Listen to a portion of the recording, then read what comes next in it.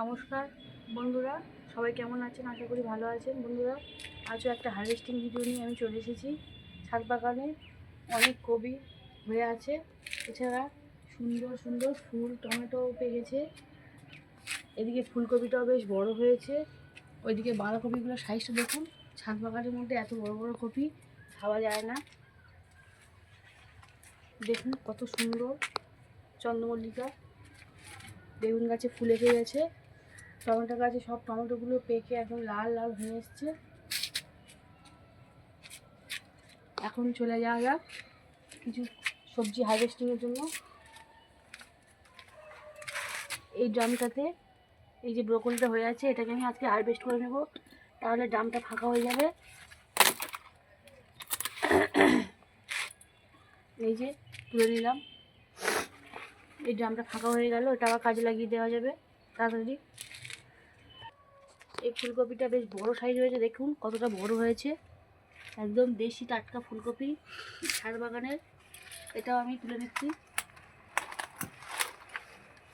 এই ড্রামটাও ফাঁকা হয়ে গেল। এই যে এই একটা ব্রোকলি, এটা তুলে নেব।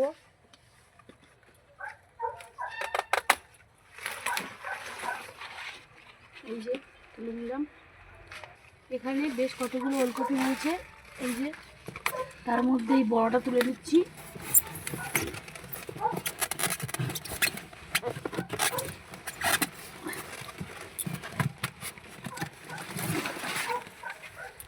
এই যে দেখি, দেখা যাক আরো কটা ওলকপি তুলব।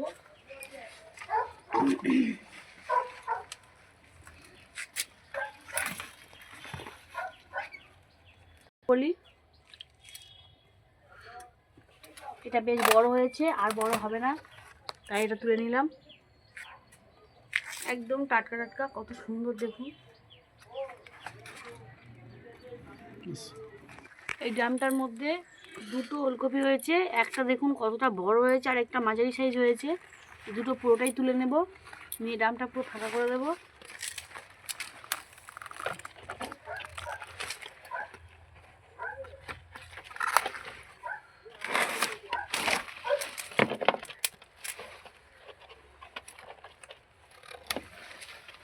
এই যে একদম টাটকা টাটকা গাছের সবজি। এই দেখুন আজ কত সবজি তুলেছি ছাদ বাগান থেকে।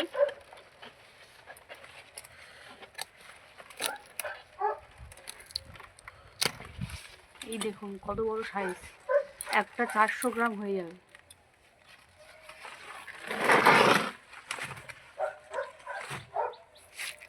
এই যে পরে দেওয়া বাঁধাকপি, ওলকপি, এই যে ওলকপি, এই যে ফুলকপি, এগুলো পরে দেওয়া দেখুন। আর পরে যে চারা গাছগুলো দিয়েছি সেগুলো এই যে এই ড্রামটাতে একবার সবজি করে, সেই সবজি হারভেস্ট করে আবার নতুনভাবে সবজি লাগিয়েছি, আবার হয়েছে।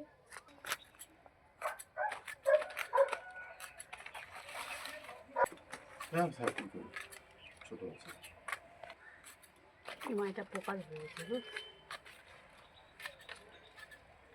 পটলের চারা হয়েছে অর্ধেক।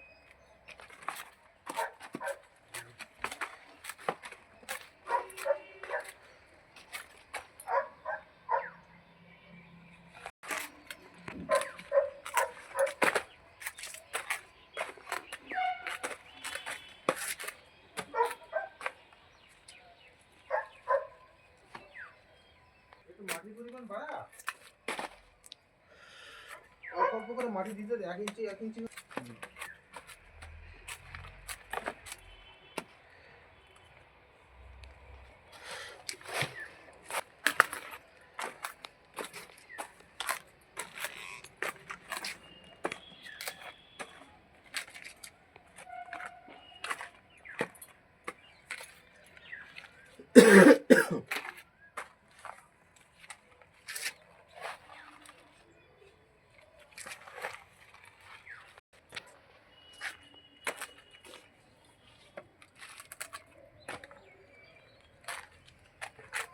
চল